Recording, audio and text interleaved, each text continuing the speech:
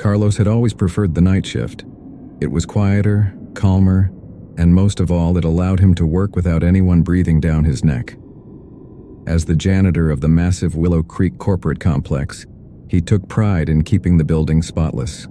He clocked in at midnight, ready for his usual routine. The first few hours were uneventful. The fluorescent lights buzzed faintly as Carlos wheeled his cleaning cart from one deserted floor to another. He hummed to himself, the only sound breaking the eerie silence.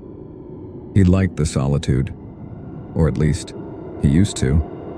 At around 2 a.m., Carlos reached the 5th floor, which was rarely used.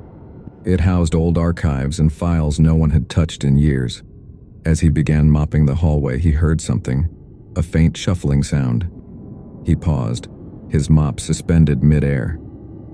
"Hello?" he called out, his voice echoing in the empty space. No answer. He shook his head and laughed nervously. "Just the building settling," he muttered. But as he resumed his work, he couldn't shake the feeling that he was being watched. While cleaning one of the offices, Carlos noticed a file folder lying open on the desk. That was odd. No one had been on this floor for weeks. Curious, he picked it up. The folder contained photographs of the building, dark, grainy images of hallways and offices taken at night. His stomach turned when he realized the most recent photo was of him, mopping the 5th floor hallway just minutes ago. His heart pounded as he dropped the folder and backed away. Suddenly, the lights flickered. The steady hum of the fluorescent bulbs faltered, plunging the hallway into brief moments of darkness. Carlos grabbed his flashlight from the cart, his hands trembling. He shone it down the corridor, the beam slicing through the shadows. That's when he saw it. A figure at the end of the hall.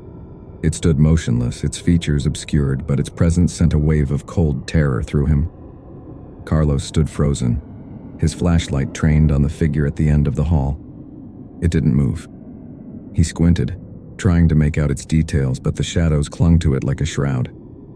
His breath quickened as he called out, "Who's there?" The echo of his voice was his only answer. As if in response, the lights flickered again, plunging him into momentary darkness. When they stabilized, the figure was gone. Carlos's heart raced as he gripped the flashlight tighter, his palms sweaty. He slowly approached the spot where the figure had been, his footsteps echoing ominously in the empty hallway. The air grew colder the closer he got. He could see his breath now, misting in the faint light. There was no one there, but the sense of being watched was unbearable. He spun around, scanning the hall, but it was empty.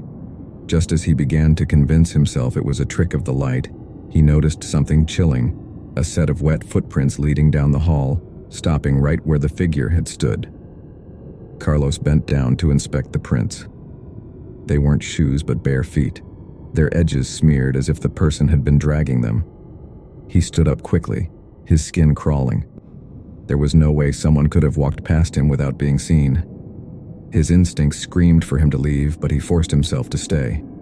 This was his job, and he wasn't about to let fear get the better of him. He pushed his cleaning cart forward, trying to ignore the growing dread in his chest. But then a sound stopped him in his tracks, a soft, guttural whisper coming from the office he had just cleaned. It sounded like his name. Carlos. The whisper sent shivers down Carlos's spine. He turned toward the office, his flashlight trembling in his hand. "Who's there?" he shouted, his voice cracking. The only response was the eerie hum of the flickering lights. Summoning what little courage he had left, Carlos stepped into the office. It looked exactly as he had left it, tidy, with the cleaning supplies still resting on the desk. But the air felt heavy, almost suffocating. He swept the flashlight beam across the room, his eyes darting to every corner. Nothing seemed out of place. Just as he was about to leave, he caught a glimpse of movement in the reflection of the glass window. He whipped around, but there was no one there. His heart pounded as he slowly approached the window. Outside, the city lights twinkled in the distance, oblivious to the terror brewing inside the building. Then, in the reflection, he saw it again, a figure standing directly behind him. Carlos spun around, flashlight aimed high, but the room was empty. Panic surged through him as he stumbled backward, knocking over the cleaning supplies. "This isn't happening," he muttered to himself, his voice barely audible over his ragged breathing.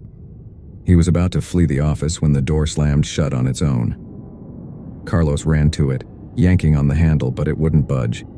He banged on the door, shouting for help, but his voice seemed to vanish into the oppressive silence. Then he heard it again, the whisper, louder this time. "Carlos."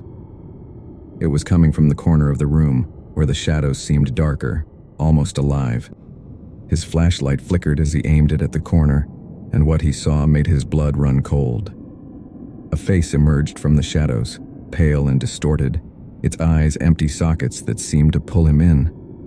The mouth twisted into a grin, revealing rows of jagged teeth. Carlos screamed as the figure lunged at him and everything went black. Carlos woke up sprawled on the hallway floor, his cleaning supplies scattered around him. His head throbbed, and his vision blurred as he tried to make sense of what had happened. The last thing he remembered was the horrifying face in the office. Had it been a nightmare? He pulled himself to his feet, clutching the cleaning cart for support. The office door was wide open now and the lights were back to normal. But something was wrong. Terribly wrong. The once sterile hallway now felt hostile, as if the building itself had turned against him. As he made his way to the elevator, he noticed the walls were smeared with handprints. They were dark, almost black, and seemed to trail along the corridor, leading him somewhere. Against his better judgment, Carlos followed them, his curiosity mixed with dread. The handprints led to the stairwell, the door slightly ajar. Carlos hesitated. The stairs were rarely used, and he had no reason to go down there. But something compelled him to push the door open. The stairwell was pitch black, the air heavy with the scent of mildew. He shone his flashlight down the steps, but the beam barely penetrated the darkness.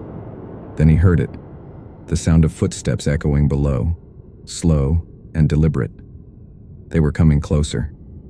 Carlos backed away, his heart racing, but before he could flee, the stairwell door slammed shut behind him. He was trapped. The footsteps grew louder, echoing ominously in the confined space. Carlos's flashlight flickered and died, plunging him into darkness. He fumbled with it, smacking it against his palm, but it refused to turn back on. The only light now came from the faint glow of the emergency exit signs. "Who's there?" Carlos shouted, his voice shaking. He was met with silence, followed by a low, guttural laugh that seemed to echo from all directions. Panic consumed him as he groped for the stairwell door, but it wouldn't budge. He was trapped with whatever was coming for him. The footsteps stopped abruptly, and for a moment, there was nothing but the sound of Carlos's ragged breathing. Then, a cold hand gripped his shoulder. He screamed, spinning around, but there was no one there. He stumbled back, nearly losing his footing on the stairs. The laugh echoed again, closer this time. Carlos felt something brush past him, cold and intangible, like a breeze in a sealed room. Then, from the shadows, the figure emerged. It was the same pale, eyeless creature he had seen in the office, its jagged grin wider than ever. Carlos ran, stumbling down the stairs, his only thought to escape.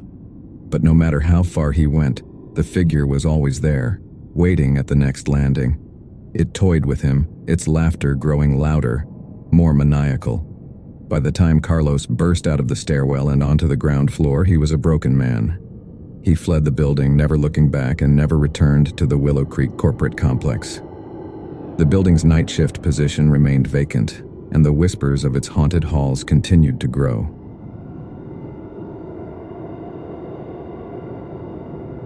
Ethan needed the job. After months of unsuccessful applications and dwindling savings, he was desperate. So, when the small manufacturing plant on the edge of town offered him a night shift security position, he accepted it without hesitation. The plant had a reputation for being eerie, and employees whispered about strange occurrences during the graveyard shift. But Ethan dismissed the rumors as small-town gossip. His first night began like any other. The plant was massive, its machinery standing silent in the dim light. The sound of his boots echoed off the concrete floor as he made his rounds. It was lonely, sure, but Ethan found solace in the monotony. He carried a flashlight and a walkie-talkie, though he doubted he'd need them. The office where he stationed himself was small, with a single desk, a coffee maker, and monitors displaying grainy footage from the plant's security cameras. Most of the cameras showed nothing but empty halls and unmoving machines. But one in particular, the feed from the far end of the production floor, was oddly static-filled. Ethan made a mental note to report it, though he doubted anyone cared enough to fix it. As the hours dragged on, Ethan grew restless. The hum of the fluorescent lights above and the occasional creak of the building settling were his only companions. But then, around 2 a.m., he noticed something odd. The static-filled camera flickered, and for a split second he thought he saw movement. He leaned closer, squinting at the screen, but whatever it was had vanished. Shaking it off, Ethan told himself it was just his imagination. After all, he'd heard the stories: ghostly figures, disembodied whispers, tools that moved on their own. But those were just stories, weren't they? As the clock ticked closer to 3 a.m., Ethan's unease grew. He couldn't shake the feeling that he wasn't alone. Ethan's radio crackled to life, startling him. He grabbed it, expecting to hear the voice of a supervisor or a prank from another guard. But all that came through was static, interspersed with faint whispers. "Hello?" Ethan said into the radio, his voice trembling slightly. There was no response, only the unsettling whispers, too faint to make out. He set the radio down, trying to dismiss the incident as interference. But then the sound of metal clanging echoed through the plant. Ethan froze, his heart pounding. The noise had come from the far end of the production floor, the same area as the faulty camera. Gripping his flashlight, Ethan headed toward the source of the noise. His footsteps felt deafening in the silence. As he approached, the temperature seemed to drop, and the air grew heavy, making it harder to breathe. The machinery loomed over him, casting long shadows that danced in the flickering light. Ethan reached the area, but there was nothing unusual. No fallen tools, no sign of anyone. But just as he turned to leave, a faint whisper reached his ears. It wasn't coming from his radio this time. It was coming from behind him. Ethan spun around, his flashlight sweeping over the machinery. At first, he saw nothing. But then, in the corner of his vision, he noticed a figure standing still in the shadows. It was too dark to make out details, but the figure seemed unnaturally tall and thin, its head tilted at an unnatural angle. "Who's there?" Ethan called out, his voice echoing. The figure didn't move or respond. He took a cautious step forward, his flashlight trembling. But before he could get closer, the figure vanished, melting into the shadows as if it had never been there. Back in the office, Ethan tried to rationalize what he'd seen. Perhaps it was a trick of the light, or his tired mind playing games with him. But as he replayed the moment in his head, he couldn't shake the unsettling feeling it left behind. He checked the cameras again, focusing on the static-filled one. This time, the interference was worse, the screen flickering so violently that it was nearly impossible to see anything. But for a split second, Ethan caught a glimpse of the figure again, standing motionless in the same spot as before. Suddenly, the camera feeds cut out, plunging the room into darkness. The only light came from his flashlight, which he clutched tightly. The building was silent, save for the distant hum of the machines. And then, the whispers began again. They were closer now, more distinct, though still unintelligible. Ethan felt a cold draft brush past him, though there were no open windows or doors. He stood, his back pressed against the desk, his eyes scanning the room for any sign of movement. The whispers grew louder, more insistent, until they seemed to fill the room. Ethan shouted, "What do you want?" But the whispers didn't stop. Instead, they seemed to mock him, repeating his words in a distorted chorus. The room grew colder, and Ethan's breath came out in visible puffs. His flashlight flickered, casting erratic beams of light across the walls. And then just as suddenly as it began, the noise stopped. Ethan felt a presence behind him. He turned slowly, and his flashlight landed on the figure. It was inches away from him now, its eyeless face inches from his own. Its mouth opened wide, emitting a guttural, inhuman scream that made Ethan's ears ring. Ethan stumbled backward, his heart racing as the scream echoed in his ears. The figure disappeared again, vanishing as if it were nothing more than a shadow. But the lingering chill in the air, the way his skin crawled, told him it was anything but imaginary. He bolted for the door, his flashlight barely illuminating the path ahead. Every step felt heavier, as though the very air in the plant was thickening, pulling him down. The whispers returned, but now they weren't distant. They were all around him, circling, taunting. "Leave. Now." The voice was guttural, unlike anything he had ever heard. Ethan froze, gripping his flashlight so tightly his knuckles turned white. He scanned the room, but there was nothing. Just the empty, towering machinery, silent as death.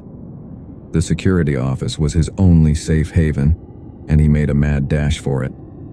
He slammed the door shut behind him and locked it, his breathing ragged. He slumped into the chair, trying to steady himself. But as he glanced at the monitors, his blood ran cold. The cameras were back online, but the feeds weren't empty anymore. Every screen showed the same thing: the figure, standing motionless in front of each camera. Its head tilted, its hollow face staring directly at him. "No, this isn't real," Ethan muttered, but deep down, he knew it was. Suddenly, the office lights flickered, then went out completely, plunging him into darkness. His flashlight sputtered and died, leaving him utterly blind. Panic set in as he fumbled for his phone, desperate for any source of light. But when he turned it on, the screen displayed only one message, written in jagged, bloody text: "You should have left." Ethan's instinct screamed at him to run, to get out of the factory at all costs. He bolted from the office, his phone clutched tightly as his only light source. The whispers followed him, growing louder, more aggressive. "Why are you here? You don't belong." He sprinted through the maze of machinery, each turn leading him deeper into the plant. It felt endless, the walls closing in around him. His phone's battery drained rapidly, the screen dimming with each passing second. Out of nowhere, a deafening crash echoed through the building, stopping Ethan in his tracks. He turned toward the source of the noise, his phone casting a faint glow on a fallen stack of metal pipes. The figure stood beside it, closer than ever, its skeletal hand reaching out toward him. "Stay back," Ethan yelled, his voice cracking with fear.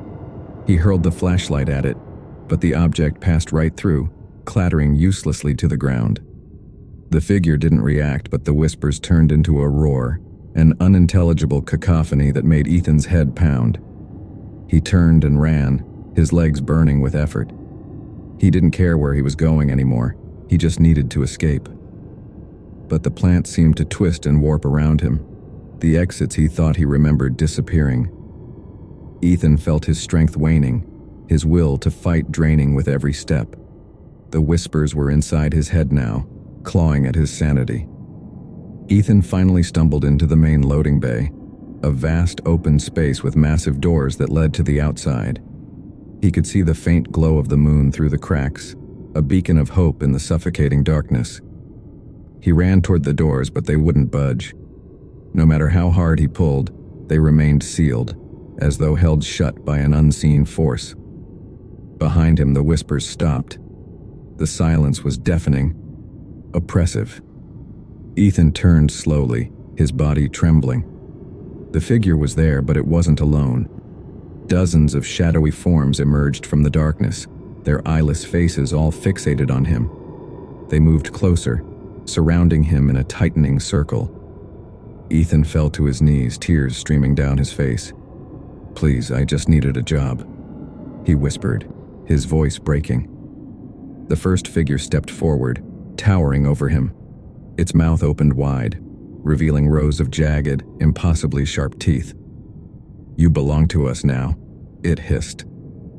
The shadows closed in, and Ethan's scream echoed through the factory, swallowed by the void.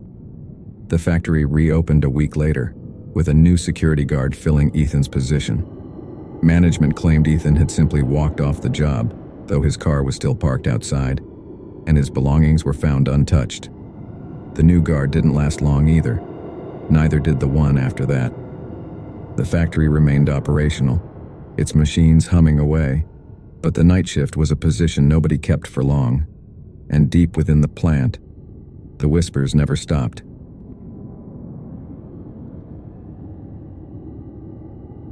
Mia had always prided herself on being a night owl, which made her the perfect candidate for the late-night receptionist job at a corporate office building downtown. The building, a towering glass monolith, was deserted after 8 p.m., save for the occasional cleaning crew and the dim hum of machinery in the background. Her responsibilities were straightforward: answer calls, monitor the front desk, and ensure everything was secure. Mia enjoyed the solitude, the quiet hours allowing her to read or listen to music while sipping on strong coffee. One particular night, everything felt off.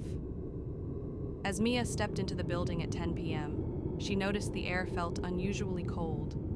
The automated sliding doors took an extra second to respond, and the fluorescent lights above flickered faintly. Shrugging it off as a maintenance issue, she made her way to her desk. Around midnight, as she browsed her phone, a faint sound caught her attention. It was subtle at first, like a distant tapping. Mia paused, setting her phone down and straining her ears. Tap, tap, tap. It was coming from the far end of the lobby, near the elevator bank. She stood up, peering into the dimly lit space. "Hello?" she called out, her voice echoing slightly. No response. She decided to check it out, grabbing her flashlight from the desk. As she walked toward the elevators, the sound stopped abruptly. The air grew colder, and Mia couldn't shake the feeling of being watched. The elevators were empty, their polished doors reflecting her nervous expression. She turned to head back, but a soft chime behind her made her freeze. One of the elevator doors slid open. There was no one inside. Mia hesitated, staring at the empty elevator car. A cold draft wafted out, carrying with it the faint smell of damp earth. She stepped back, heart pounding, and pressed the close button. The doors shut with a metallic thud, and she hurried back to her desk. She tried to focus on her work, but her mind kept drifting back to the elevator. It wasn't uncommon for old buildings to act up, she reasoned. But then her phone buzzed, startling her. It was a text from an unknown number. "Why didn't you get in?" Mia's breath caught in her throat. Her hands trembled as she typed back, "Who is this?" No reply came, but the screen on her desk's security monitor flickered. One of the cameras displayed a figure standing near the elevators, a dark silhouette, completely still. "Is someone playing a prank on me?" she muttered, her voice trembling. The figure moved. It didn't walk, but seemed to glide, disappearing from the camera's view. A second later, the feed from another camera showed the figure, now closer to her desk. Mia's heart raced. She reached for her phone to call security, but stopped when the building intercom crackled to life. "You shouldn't be here," a voice whispered, distorted and mechanical. Panic set in. Mia grabbed her bag and decided to leave. Job be damned. She pressed the button to unlock the main entrance, but the doors wouldn't budge. She tried again, frantically pressing the button, but the lights on the panel flickered and died. The tapping sound returned, louder and faster this time. Tap, tap, tap, tap. It was coming from all directions, echoing through the empty lobby. "Mia," a voice whispered. She spun around, her flashlight shaking in her grip. The beam landed on a figure standing at the far end of the lobby, just beyond the reach of the light. It was tall and unnaturally thin, its features indistinct, but its presence overwhelming. "Mia," the voice repeated, a guttural rasp that sent chills down her spine. She turned and bolted, running deeper into the building. She didn't care where she was going. She just needed to get away. The tapping followed her, now accompanied by the sound of something dragging. Part 4. The longest hallway. Mia found herself in a long, narrow hallway lined with office doors. The lights above flickered erratically, casting strange, dancing shadows on the walls. She tried each door, but they were all locked. The dragging sound grew louder, and Mia turned to see the figure at the end of the hallway. Its hollow eyes seemed to glow faintly, and its elongated fingers scraped against the walls as it moved toward her. "Stay away!" she screamed, banging on one of the doors. To her surprise, the door opened, and she darted inside, slamming it shut behind her. She locked it and backed away, her breathing ragged. The room was pitch black, save for the faint light from her phone. She scanned the space, her flashlight beam trembling as it revealed rows of cubicles.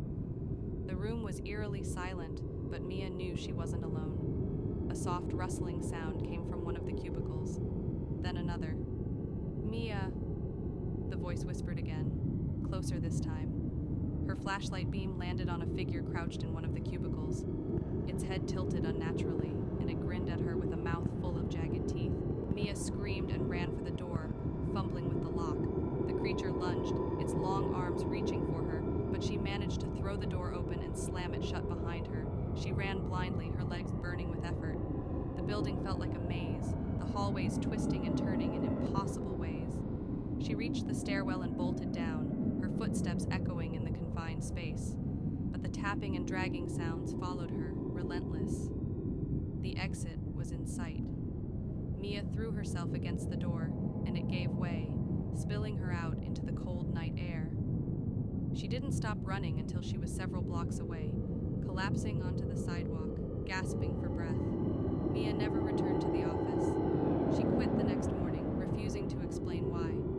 The company found a replacement within days, but the new receptionist didn't last long. Rumors spread about the building being haunted, but management dismissed them as nonsense. Yet every night, the faint tapping and whispers could be heard by those brave, or foolish, enough to stay past midnight. And the figure in the elevator? It was still waiting,